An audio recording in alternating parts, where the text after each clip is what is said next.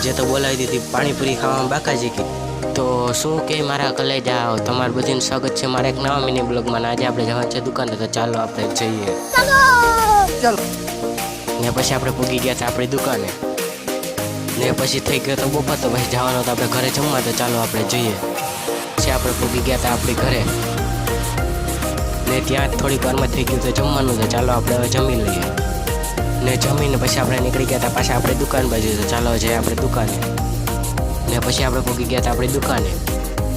ને પછી થઈ ગઈ હતી શાંત, તો પછી વધારાની દુકાન, તો ચાલો આપણે વધારીને જાય હવે આપણે ઘર બાજુ. ને પછી આપણે દુકાન વધારીને નીકળી ગયા છે આપણા ઘર બાજુ, તો ચાલો જાય આપણે ઘરે. ને પછી આપણે પૂગી ગયા હતા આપણી ઘરે. ને પછી હતો પાણીપુરીનો પ્રોગ્રામ, તો પછી આપણે બોલાવી દીધી બાકાજી કી.